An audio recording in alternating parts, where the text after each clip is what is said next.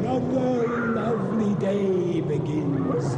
Ghosts and ghouls with greenish skin. So close your eyes and you will find that you've arrived in Frightenstein. Perhaps the Count will find a way to make his monster work today. For if he solves this monster mania, he can return to Transylvania. So welcome where the sun won't shine, to the castle of Count Frightenstein.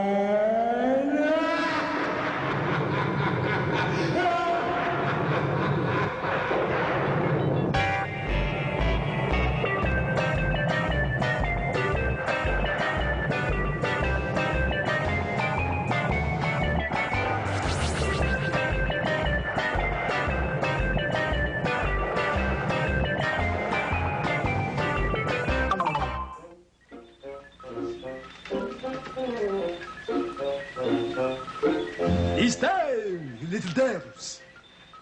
I have prepared a new concoction, and we will see what we will see. Prepare to grow.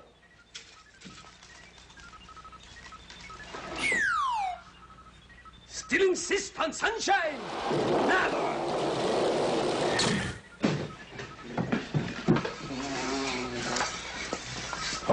Hold it, Horton. Explain the apparatus now contained in your hands. You mean this, Master? Yes, I mean that. What is it? What were you doing? I was outside playing hockey. Enough of that. Trying to climb a tree and play hockey at the same time. Oh, I don't believe you. True, Master. But we will question you later. For now. For now, Master. The time has come. Yes, Master. When we will raise the flag. Oh, Transylvania, Master. Don't jump my line. Sorry. And we will sing the national anthem. Never mess with the Count. Do what you're told. Right, Master. You almost touched my cane. Never touch the Count. Are you ready, Master? All right. 1, 2, 3, go! No, sing! Sorry, Master. Gori, gori, Transylvania, the werewolves and bats will always maim ya. Dan maakt die moord wel likely claim ya. As we go stumbling through. I plan at the sign of the three-toed sloth that I will do my best to do my duty, to always obey the laws of the werewolf pack, and never rest until Bruce lives once more to take his rightful place in the annals of distinguished monsters. And I can once again return to that most glorious of all countries, my home. Gori, gori, Transylvania, yes. we go, stop, playing.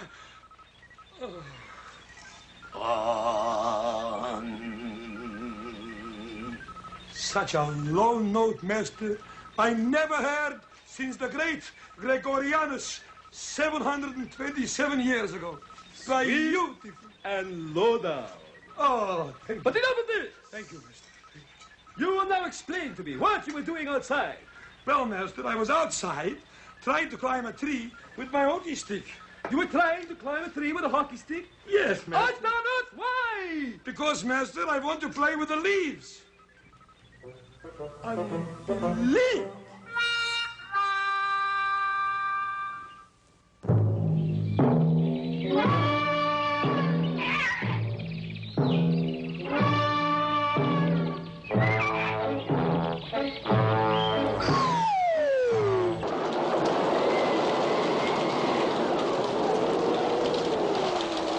When When I last saw the oracle, he stood upon his head. I also noticed that his face was getting very red.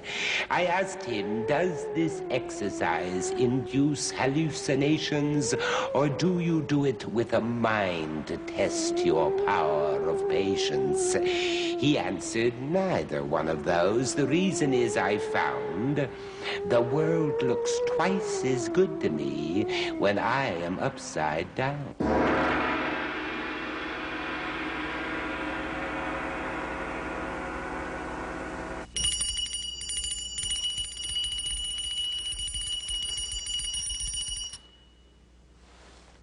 Hello, I am the Oracle.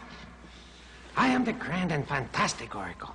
In my day, I have predicted 36 floods, foreseen 12 hurricanes, warned of 4 tornadoes, and smashed 477 crystal balls. I've got enough broken glass around here to fill the Grand Canyon. I wonder if they'd be interested in some free fill.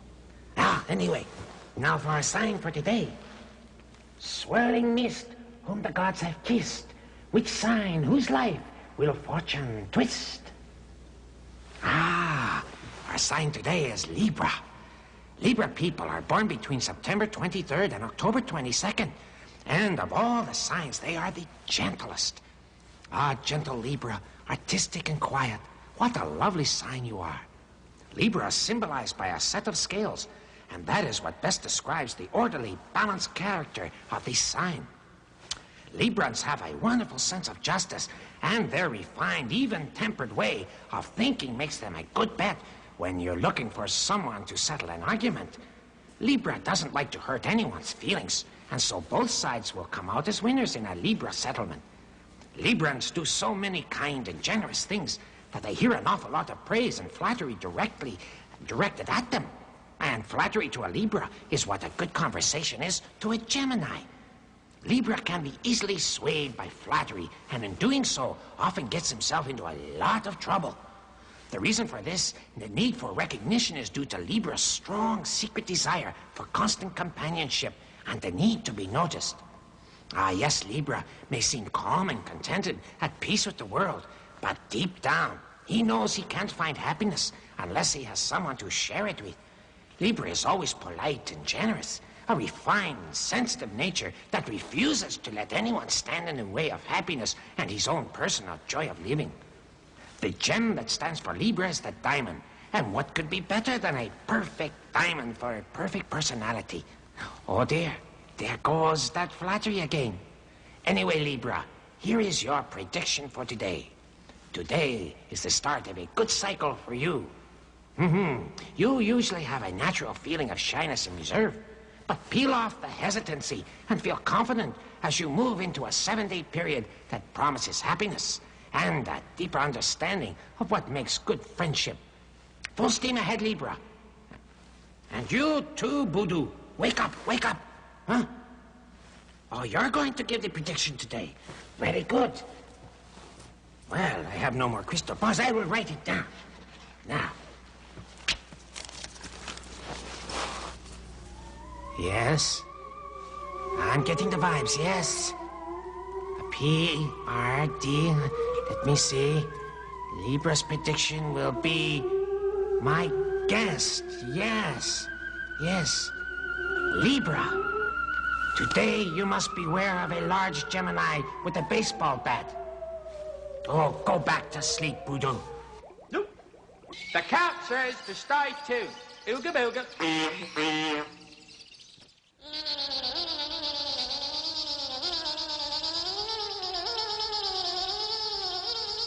Hey, you know what? They needed a mosquito in a TV commercial for a bug killer. Over 200 mosquitoes showed up, and the auditions were murderous. Not funny. Lunchtime. Grizelda had a problem of that, I had no doubt. For from her kitchen doorway I heard a dreadful shout. My hot plate's on the blink again. The fridge is set to thaw. This stove is useless to me. It's the worst I ever saw. I said, there, Grizelda, I'll tell you what it's like. With all the junk you fill them with, they've probably gone on strike.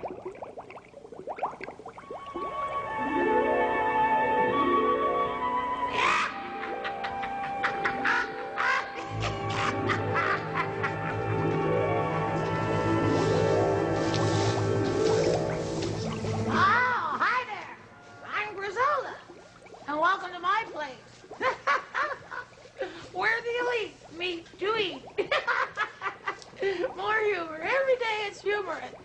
When your broomstick starts zooming around. There'll be no more grieving when it starts leaving the ground. Just all forget it. Come on in, because we got a lot of things planned for you today. A lot of wonderful things. Today we're going to cook up a real specialty number. This is one of my favorites. You'll love it. It's called Carver's Crater Cross Cookies. Ooh! Now, I've had to pre-prepare certain ingredients in order that I can do this within the time allotted to me. Now, you'll notice I've got my dough in beautiful shape. As you can see, it's just beautiful. Now, we'll just speed it up a little bit, because we don't want it to get too messy. And then we put her in the old bowl.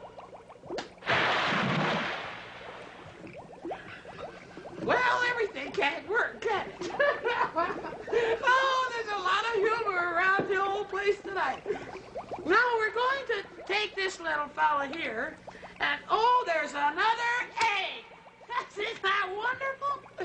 Now, we take a little of the old cocoa. I love cocoa. It's a great play. Did you see cocoa? It was really terrific.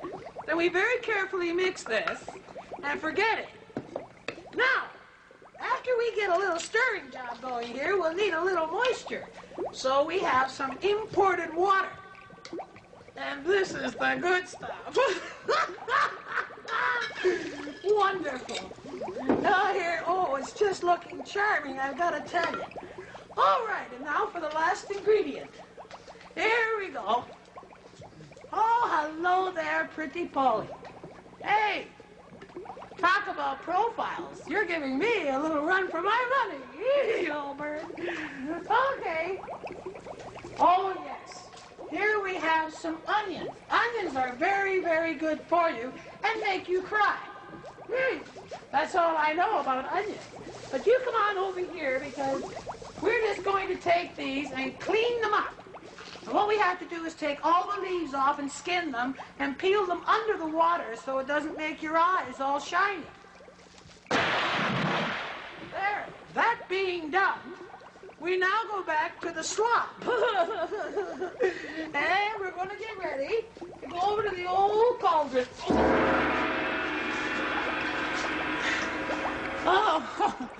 Oh, I got panned on that one. Now, here we go. Get her in there. Cauldron. Boil and trouble. Cauldron boil and cauldron bubble. Now for tasters.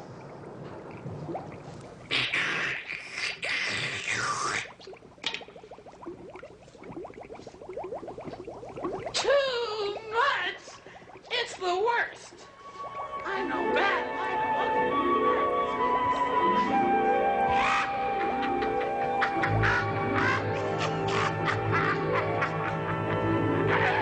Grizelda, your food and a humanitarian attitude are not one and the same. I've got a bone to pick with you.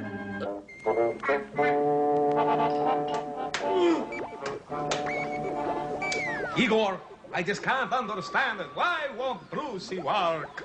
I don't know, Master. I didn't ask you. Anyway, why haven't you brought me my grandfather's diary? You didn't ask me. If I've told you once, I've told you once. Do not cloud the issue with facts.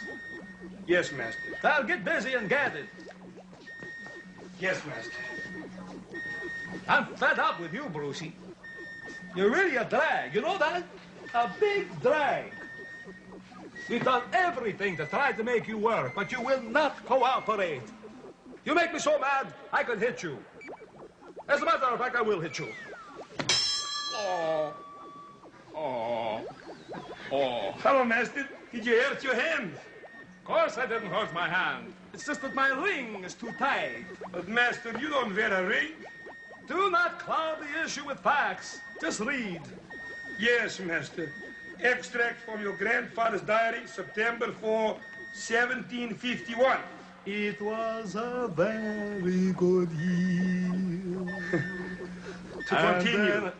Excuse me, master. I would think so. Today, after months of painstaking preparation, I have succeeded in successfully transplanting the monster's brain.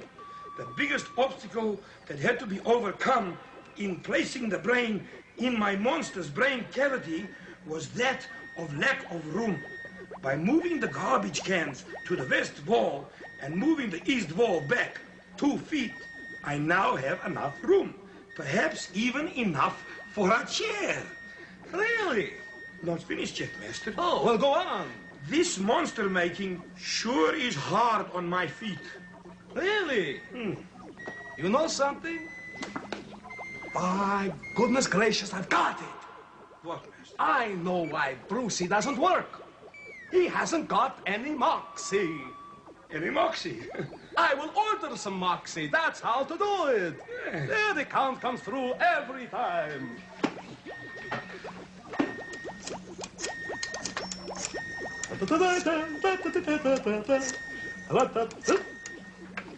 Hello. Hello, yes. Moxie Company. Good, good. This is the count. Yes, I want to buy 14 pounds of right-handed plain moxie. What do you mean, will I pay by cash or check? I want to charge it.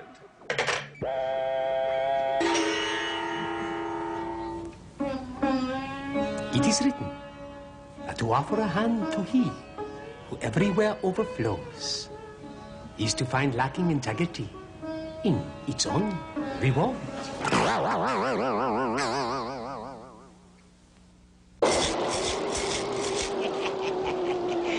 Dr. Petvet keeps his goodies above him on some shelves because he says the animals are quick to help themselves. One day he found some missing and said he'd lie in wait to catch this clever animal who half the candies ate. But when he found out who it was, he really had some laughs, 'cause nothing's ever up to eye when it comes to giraffes. Hello,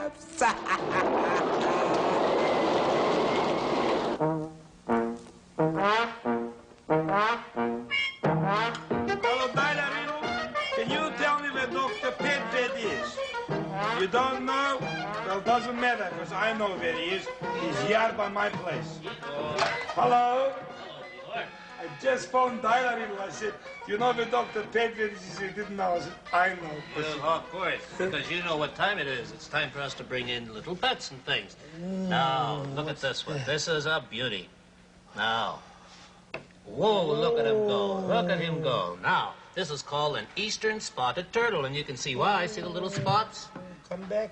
That's it. Let's bring him back. That's it. Isn't he beautiful? Lovely. It's got spots on top. Yeah, I'm just going to hold him here for a minute. Now, come on, little fella. Just hang on. Oh, he's got sharp little claws. They dig in. Isn't he a beauty, though? Now, I'll tell you, he's found in northeastern United States and even in Ontario in Canada. Isn't he just beautiful He's now? a beauty, a real beauty. Now, he gets to be a length of about, 4 inches. Actually, he's got about 3/4 of an inch to go, so he's not quite full grown, is he? Nope. Now, as you can see, he has a black shell with yellow spots all over it. Yes. And let's just take a look at the underside here. See, it's kind of orangey and light. I can see, yes. Yeah, isn't that beautiful? Now, he's found a lot of times in very quiet ponds, and sometimes in thick weeds, too. Yes, he's just a beautiful thing.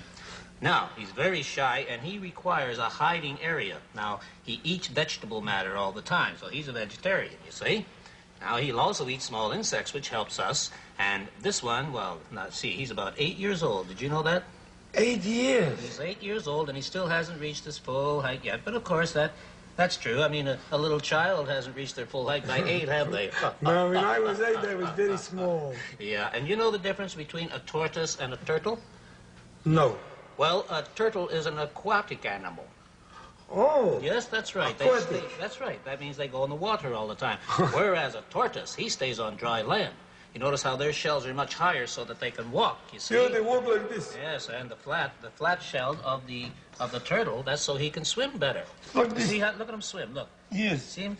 He's got a good breaststroke there. Yeah, I see, yeah. All right, let's let him have a little walk. And you know something that's very sad about this little fella? Is he's almost extinct now, and you know why? Because he's such a beautiful, colored little thing that a lot of people pick him up and they hurt them and they don't know quite how to treat them, you see? Yes. And they've done it so much now that there's just a few of these little fellas left. I would never hurt So you. all the girls and boys should remember that just leave them be. Leave them be and let them grow up to be their full 4 inches. Igor, I want you to have Theodore. Oh, what Theodore? Go on, Theodore. Oh, I'll just go and ask, okay? No. The sloth might be upset if you take him over there. I'll just You go. just ask nicely and see what the sloth has to say. Mr. Sloth, Mr. Sloth, I'd like Theodore to come and visit. Hey? Okay? Thank you.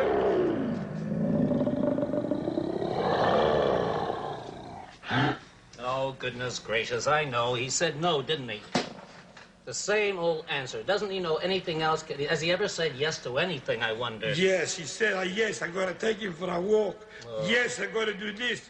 But never yes, I can keep a pet. Well, Dr. Pet Vet will be coming back again, and maybe he'll change his mind one of these days. Goodbye. Remember, pets are friends. Remember that. Bye-bye. All right, Igor, goodbye. Bye. Be a good boy now. Keep well, bye. You know, Dr. Pet Vet scares me. Don't ask me why. He just does. The master said to tell you, don't go away. Boo! The professor thinks bananas are a thing that should be banned. These deadly things, he said to me, are getting out of hand. I've done a lot of research, which I didn't do for fun, and I found that these bananas are more deadly than a gun. I asked him, are they poisonous? What causes these strong feelings? He said, my son, the danger is from old discarded peelings.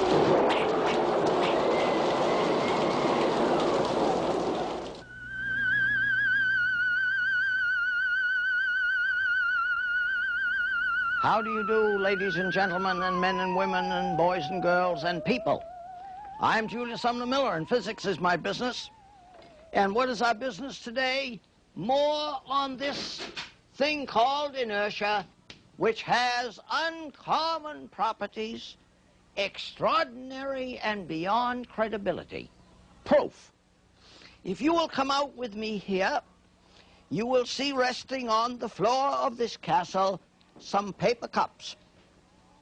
And here is an enormous block of wood that weighs about 80 pounds. Now, I am going to put that block of wood gently on those paper cups, and they support it.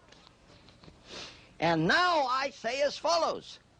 With this 16-pound sledgehammer and this sharpened iron wedge, I can drive this wedge into that block with absolute immunity to the cups. Why? Because the block has enormous inertia and wishes to remain at rest since it is now at rest. And I want to tell you about an adventure to which I have yielded in my younger days. Watch it. But I warn you, do not try it. It could be dangerous. But this is what I used to do in the classroom, on the lecture table. I warn you, don't try it. Don't try it. But just be reminded that this old professor once in his younger days did do it. I used to lie on the lecture table. There I am, lying on the lecture table. And I would allow two students whose trustworthy was established to gently pick up that block and put it on my chest. Gently put it on, not, drop it from some height, because what does Newton's first law say? If a body is moving, it wants to keep going. And then I would let them, with a heavy sledgehammer, drive that wedge into the block with absolute immunity to me. No, you did. Proof abundant that the inertia of this block is so great as not to be moved by the blows. So you can imagine, remember imagination, that is my chest, and I am driving the wedge.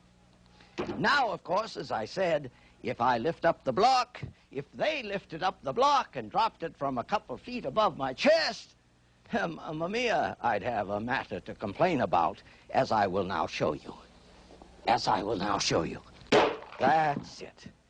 And this discussion is adequate to establish the virtue of Newton's first law. A body at rest wishes to remain at rest, or if moving in a straight line, continues so. I heard you got a tomahawk in your back. Where did you get it from? From an Indian giver. Yes, another first. Chicken soup a la Bunsen burner.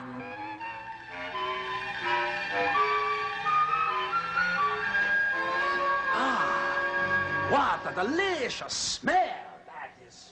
Great. Where is it coming from?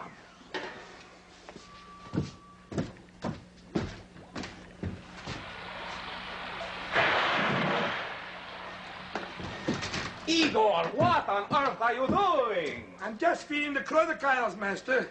Why are you wasting that good meat on them? Well, who should I waste them on, master? I was going to use that meat for dinner. What should I feed the crocodiles then, master? Well, something that we can do without. You mean like Brucey? Please, don't ever say anything like that. Brucey is like part of the family. True, master. Besides which, they could never digest him. Just watch what... All right, lucky for you, the mailman is here. Check the mail, Igor. Yes, master.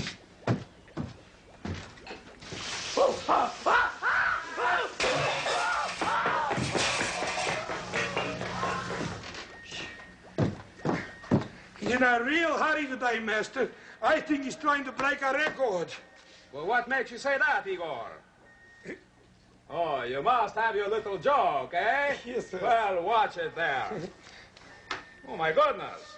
Why, this letter here was dated 2 weeks ago. It took its sweet time getting here. You know, master, my uncle Piedmont, he tried to come here one time, and he mailed himself in a big box. And it took us 6 years to find him.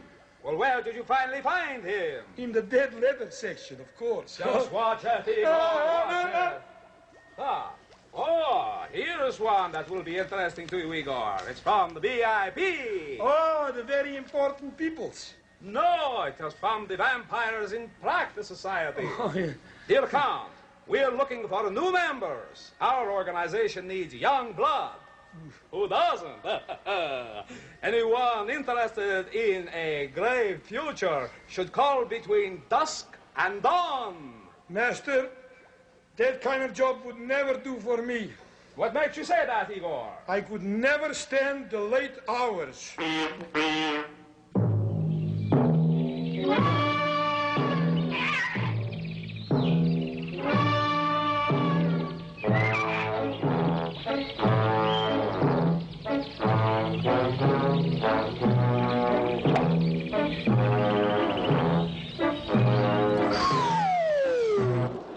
I asked the old librarian, why was it when he read, the books he seemed to like the most were all about the dead?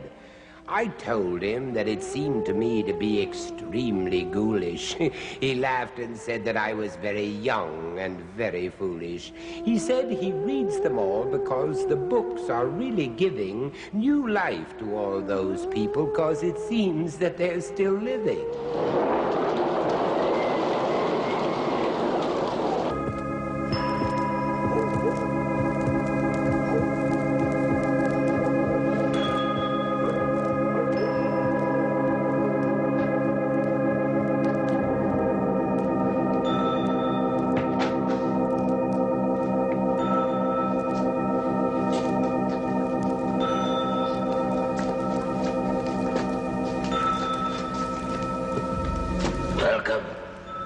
Welcome to the library.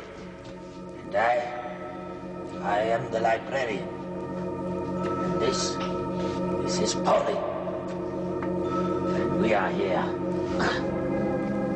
to terrify you. Now, our story for today is called The Town Mouse and the Country Mouse. One day, the Country Mouse invited his friend, the City Mouse, to visit him. The Country Mouse put out the best that he had in the pantry. Kernels of corn, barley seeds, acorns and nuts, wild berries and sweet-tasting flower stalks.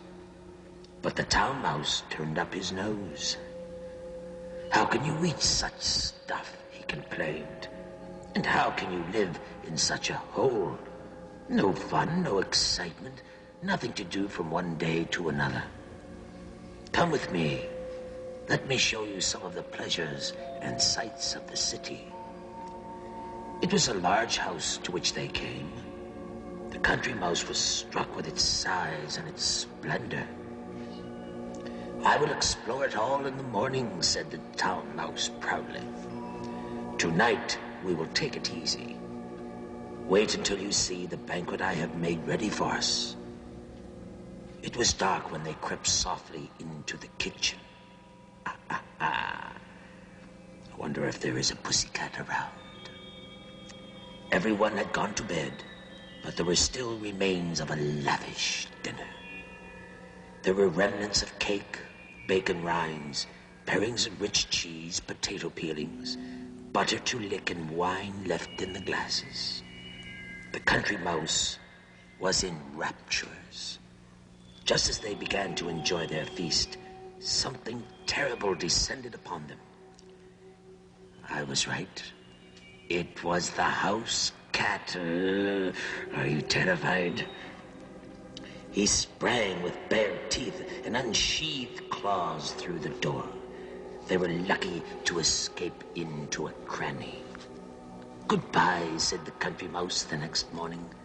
"You have a beautiful house and wonderful food, but I prefer my dried seeds, my quiet home in the grass."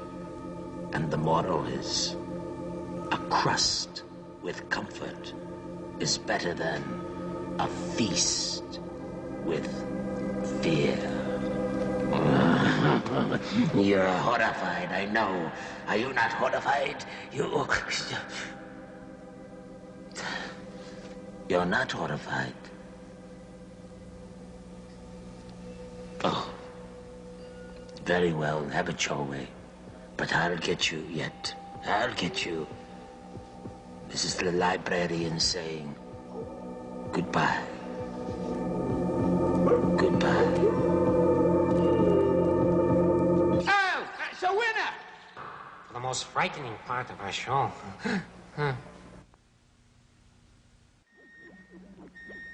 Try a little tenderness. Let's get on with today's letter. I love to answer letters. Today's letter says, "Dear Oracle," that is me. "Have you ever seen a picture of a ghost?" I will think on that. Yes. Yes, a picture of a ghost. Well, the first answer that comes to my mind is before or after he became a ghost. No, I strongly suggest you mean after. Yes, I have seen a picture. Ghosts are not the most frequently photographed subjects, and most ghost watchers say that it's an impossible thing to do. But occasionally, ghostly figures will show up in photographs that can't be explained as anything but a ghost. Naturally, a lot of people have tried to fake ghost photographs, but a darkroom technician has always a way of detecting this, and a lot of first-prize spectral photos have ended up in the garbage can along with their photographer's reputation. There's one very famous photograph taken in the 1930s that almost everyone agrees is genuine. It shows a shadowy, glowing figure of a young lady descending down a long staircase. Staring at this photograph can give you creepy, cold shivers down your back. But there is no need to worry. Ghosts never hurt anyone. They come for a special purpose, to contact a relative or friend in answer to a problem. So if you're ever taking pictures in an old dark house and a glowing figure passes by, don't run away. Just stand there, snap your shutter, and don't bother asking your subject to smile and say, cheese. You'll just get a loud, boo, straighten up. And a lot of moaning. I wonder if there goes that gong again. It used to give me the... Straighten up. And now remember, you must always look to the stars. Look to the stars. You've got to be kidding! I thought it very much. Thank you anyway. Ring, ring, ring, ring. Ring high, ring. Hello, Frankenstone Fire Department. Chief of the Fire Department, Ghtenstein speaking. Hello, this is Dishonest Al of Dishonest Al's Appliance Store calling. I've got a fire in my store. It seems that the toaster has gotten out of hand. Oh, I can understand that. I've got the same problem. I have so many jobs here. Well, as a result, my whole store is up in flames. I mean, everything's burning like wildfire. Can you come right over? No, I'm sorry, I can't come right over, but I would like to recommend something. Well, what can you recommend? I recommend you have a fire sale. Now's the time. I expected this call. Hello. Yes, this is the editor of the Globe and Mall. Hello, this is Dishonest Al of Dishonest Al's Appliance Store calling. Oh, yes, Al, I was expecting your call. I really was. Well, I'd like to advertise for a fire sale. A fire sale? Right, would you care to buy? No, I'm afraid not. I'm not in the market for a fire right now. But I'm selling 2 for 1 or a 1 cent sale fires. No, I'm not interested. Why don't you call me back in the winter? It's a better time. Winter. I didn't like that one anyway. Yes. Hello, is that there? No, he is not. Will you give him a message? Of course I can, but wait a moment. I'll have to get a pencil and paper. Igor, a pencil and paper. Thank you, Lightning. All right, shoot. I have a pencil and paper now. Okay, now tell Ed not to worry when he comes home and finds that his house is gone. I'm just borrowing it for a couple of days, and I'll bring it right back. I've left a blanket, and that he'll put over the basement. Right, okay. Have you got it all? Well, I've got most of it. Now, let's see. It starts, tell Ed. What was the rest of it? Well, that'll do. That Igor, he's heavy. In the jungle, there's a lake that's known to all as Bwana's. The trouble is, it's quite filled up with wall-to-wall piranhas. Bwana Clyde first found this lake in 1935 and dived right in and swam around. It's lucky he's alive. He didn't know that lake contained piranhas by the bunch, but they knew he was there and thought we're having him for lunch. But whenever he's in the water, Bwana Clyde begins to sing, and while christening it as Bwana Lake, he sang, God Save the King. All of those piranhas swam away and left their feast because the singing voice of Bwana Clyde would scare off man or beast. Ooga booga, which means it's zany zoo time.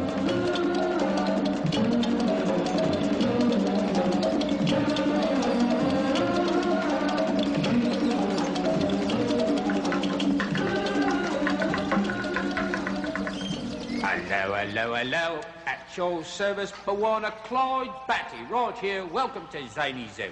I'm so glad you could make it, because as usual, I have some very interesting film for you. But before we get to that, I would like to give you my impression of the bat-winged flippant bird. And the call of the bat-winged flippant bird goes something like this.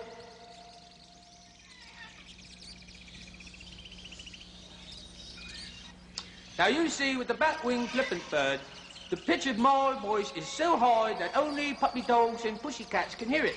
You see? And that's why you can. Once again, just in case. Listen. Oh, excuse me. Hello? Yes? Yes, this is Bwana. I beg your pardon.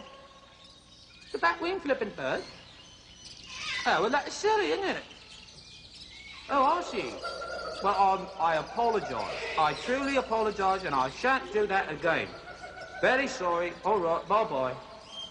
I must apologise. It seems that I hurt a young lady's pussycat's ears with my high, shrill cry of the bat-winged flippant bird. Now, I would like to get right to our film for today, because I think you're just going to love it. But before I do, just hold still for a second. I'd like to get a shot of you. There we go. Lovely, wasn't it? All right, now off we go to the old film, yeah. We get our cameras in place. And now, let's see, everything lined up. Very good, too. Now, let's see what we're going to see on the screen. Oh, oh, oh, oh. Oh, my goodness, look at that. That is the African porcupine. Now, they're found in northern Africa from Morocco to the Sudan and southern Egypt, and also south of the Sahara to tropical East Africa. Now, these are one of the largest rodents. Now, they grow up to 28 inches long, plus 5-inch tail. My goodness, add that 28 and 4, 33 inches. Isn't that something? Now, they weigh up to 60 pounds. My goodness, that's large. Now, they're brownish-black, whitish band around the neck, heavily built, and short, stout legs. Now, their bodies, see this here? See, look closely. Body's covered with two kinds of quills. One set short, stout, and the others long, slender, both banded black and white. You can see that, can't you? Oh, look at that. Look at them gnawing away there. Look at that. Now, porcupines of the old world, they just do not climb. But the porcupines of the new world, well, they spend much of their time in trees. Now, the quills are modified hairs, a pair of strong, chisel-like front teeth. Oh, in both upper and lower jaws. Now, gonna show us your teeth? Hey, come on, beauty. Look at that. Oh, my goodness. Oh, yes. Now, the teeth grow continuously at the roots, and they need constant use to keep sharp and to wear them down so that they don't grow too long, you see. They wouldn't want to stick themselves, would they? Now, they have a habit of gnawing bones. Now, that's what he's doing right now. Look at that. Look at that. Isn't that cute? Oh, yeah, lovely, aren't they? No, that's quite nice. Look, they're quite friendly. Quite friendly indeed. Oh, I thought that was so interesting. I just loved that. Did you like that? I hope so. And thank you, band. The band was nice that time, too, don't you think? And always remember what we say here at Zany Zoo. Ooga booga. Which means don't turn the lights off unless you're afraid of the dark, because the sunshine comes up early in the morning when things get better and we understand more. Doo-dah, doo-dah. I forget. The Wolfman is back. Woo, yeah.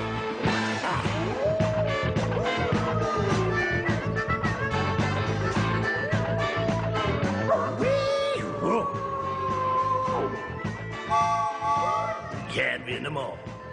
I am the Wolfman, and this is EECH. Fantastic music. And pretty soon it's cooking time. Speaking of time, let's check the old chime time. It is cooking time for some oldies and moldies but goldies. Wait a minute. Hello, I am the Wolfman. Ah, Igor, you've done it again. You've given him too much electricity. Master, I feel a complete fool. Then get your hands off of me. and go to the corner. Master, I cannot go to the corner because I can't fit. Then make yourself useful. Please get me my doctor's tools. Coming up, Master. Don't worry. We'll get you fixed up, Brucey Kiddo. Doctor's tools coming up. Don't put your hands in there. You may cut your fingers on the sharp instruments. Now, give me the thermometer. Thermometer, man. Last time we gave Bruce a thermometer, he ate it. Of course he ate it as you put it, because it was candy-coated. Well, Master, if you don't candy-coat it, it tastes terrible. Oh, give me my bag and prepare him for shock.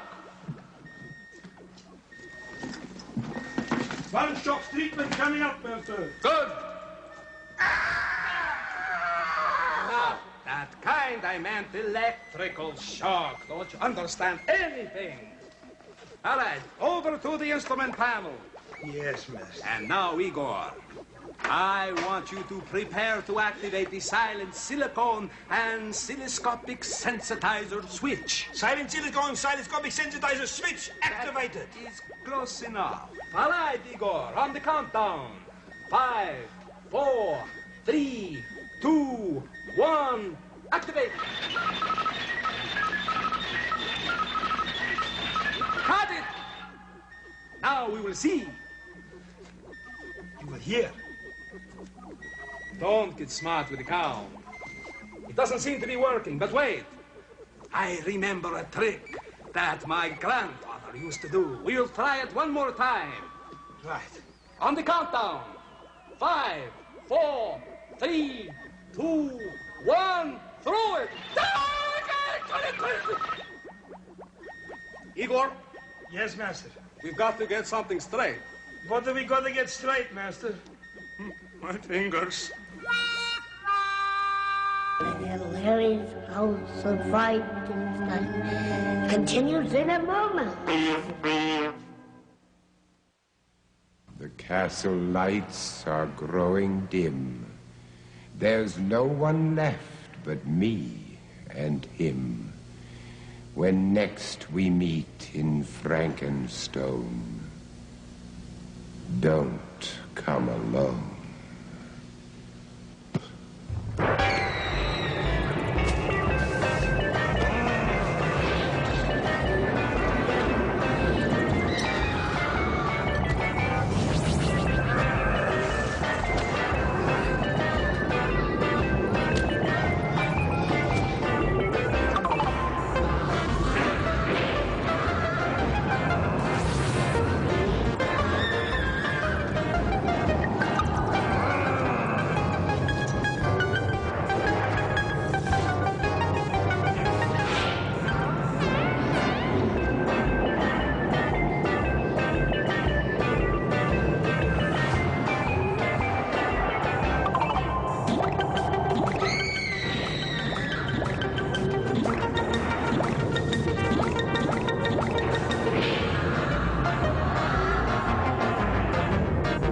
The show is definitely over, but remember, ooga booga.